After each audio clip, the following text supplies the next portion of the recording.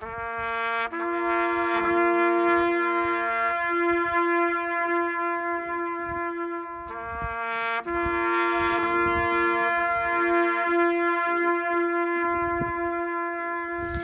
great uncle was a private in the Yorks and Lancs Battalion. He played in brass bands, which, you know, is a thing that I've grown up with, even though I'm not a bander, so to speak. But brass instruments and music has been something that runs through my family, and so, yeah, I think having done what I've just done has been one of the most moving things I've ever done in my life, just because I know that as a family thing, I know that I'm connected to something on such a huge scale, even though I'm not from Leeds or Yorkshire, you know, specifically. And what happened to your uncle? He was killed on the first day of the Battle of the Somme. Yeah. I found that quite difficult because it was an emotional experience, and what I was thinking of when I was walking around the gravestones were not only the men, obviously it was horrendous for them, but all of their families and their wives that it caused so much heartbreak for. A lot of these stones say 21, age 21. That's my age.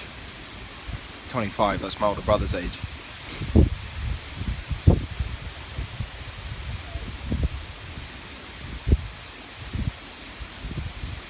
It's just very real. It was really eye-opening and really powerful in terms of, I think, especially adding to what's been said about realising the kind of factual element of this and that these people were real, and especially seeing like the Mabberley name, because it's exactly as it's spelt in the show. Me and Ben were sat with each other, and I said to him, I was like, do you remember that time where we all had to go and mock pretend climb over the trench and all the women were stood along the top, and he was like, well, it's for real now, isn't it? And that hit home really hard. That I was thinking about my big brother as well, and thinking that like it kind of puts the relationship into perspective as well, when you think this is someone that your character knows and then you put it into your own life. It's almost humbling to think that what these people have done for us. That was the most. Words can't describe it. Words cannot describe. Rich is missing. I'm shocked. I'm just shocked. It brings all your characters that you're playing to life, and that's what I love about acting. That you can be someone else, and when you see, like with Ben and his interaction with the grave, it's just makes you feel so emotional. Like seeing the size of those shell holes just down there, it's just brought everything completely to home, and I can't imagine now what these men went through. I thought I could. I thought I imagined what these men went through. Feels like all the trees that have grown up here, each are a soldier. It's like the soul of those that have fallen have made the trees and given them all life since the battle that took place here. It's very, very moving.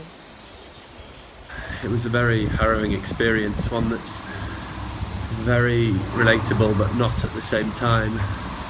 To think that only 100 years ago somebody like myself, a 23-year-old from Yorkshire, would have certainly been in that spot where we just were, but the tranquility that we feel today is something so different to what they must have gone through.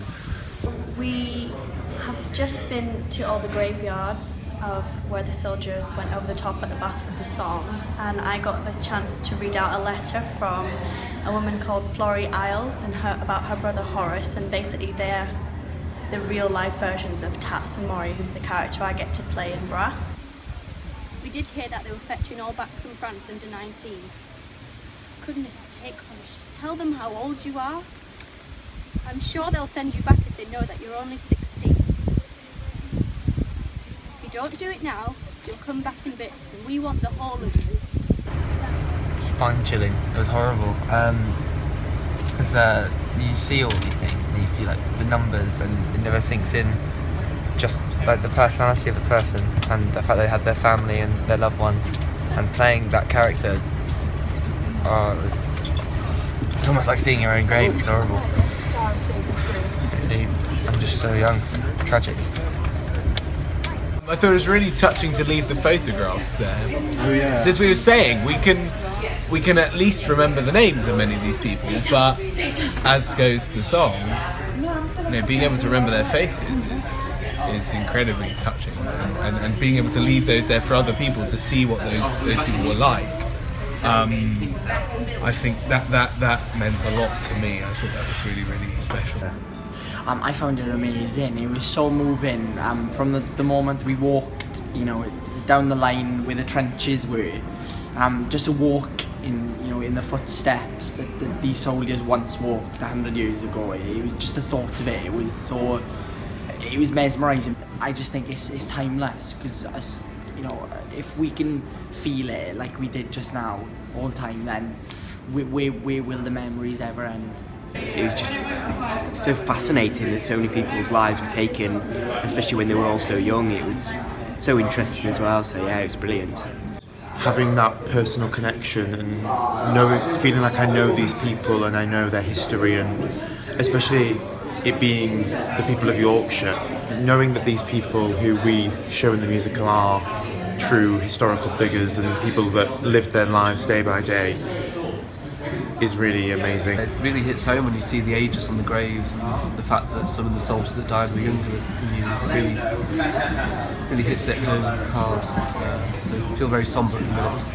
I feel proud as well, I think. Yeah. Feel proud? Yeah. Just the amount of people that you realise gave up their life, it's just incredible, and you don't really realise it until you see all the graves and just stand back and realise that each one represents a person, and and then there's the graves of people who weren't even found.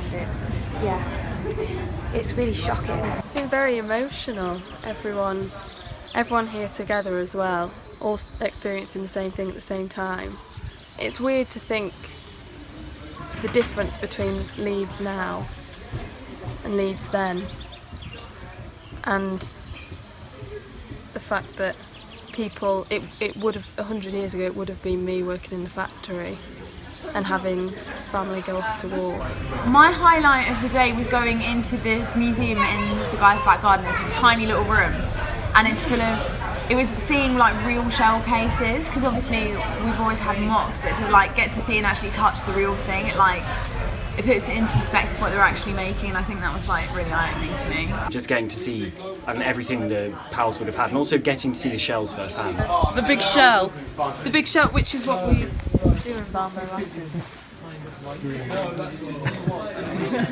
There's so much stuff in there, so much stuff that we managed to find. It's really amazing. And I saw the tea set that was featured in the show. I thought that was a really nice addition to the show, having that sort of little detail.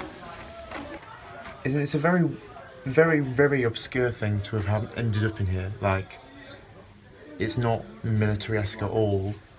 It's obviously a family or something. We've just seen the barn where the Leeds pals stayed together, and it has not changed in 100 years. And how was that? It's amazing. It's amazing. Everything is as it was. We managed to go up into the little loft where Alf has his brooding moments, and the ladder's still intact. Somehow. Which is quite nice. Somehow. Yeah. Yeah, I went and visited Alf's proper brooding spot. And how's that? It's just how I imagined. It's amazing. And does it change the way that do you think it will change the way you play the scene? Yeah. The knowledge? Yeah, I do. Yeah. Absolutely. I know exactly. We've got the real thing to visualise now. We know exactly where we're going to be. That's enormous help. I mean, it's so like what you would think it would be, and it's the colours match and the lighting, and it's crazy. It's extraordinary, and you can imagine. I mean, you can imagine this place being so much better than the Trek. It was very atmospheric in there. Yeah, it was. It's quite interesting to see sort of how it's been preserved, because it's been virtually untouched for 100 years. Being able to see sort of the conditions in which they were staying in, it's very eye-opening, and very interesting. I've just got shivers after coming out of there. I just think everyone has been describing it, and obviously you hear all these people like talking about it and talking about all these people that were killed, and you just can't like see it until you actually see it, and it's just like. And what was it about the barn in particular that you? The light shining through the roof, just like, it's just the atmosphere. You just can't imagine it, and like you just like see all the like materials, and it's just so like tangible now. Like I could just like feel it. Like it's not just like, oh, I'm gonna imagine this. Like it's just totally different. It's amazing. Yay! It's weird considering everything that's happened, and considering what was being fought for, kind of a free Europe. I can't imagine people who gave their lives would ever think that given the opportunity to have a united Europe, we would then vote to give that up. Just remember my face, so I can visit you in your dreams. Pack your bags for an adventure, and we'll visit all the places that we've never seen. So if we never make it home, we'll still have wonderful memories. So remember my eyes and my chin and my smile and the dimples where my glasses used to be. So when my journey ends,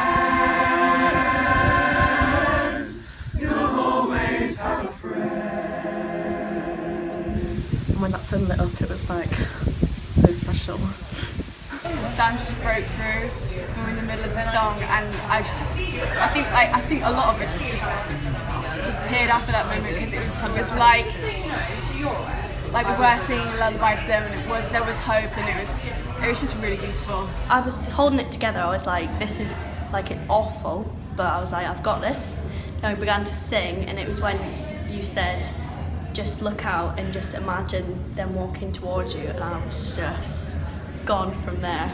I'm really proud, and I'm really proud to have been able to stand up there on that memorial and play something that means so much to me, and something that means so much to, to them, and that means the world to me.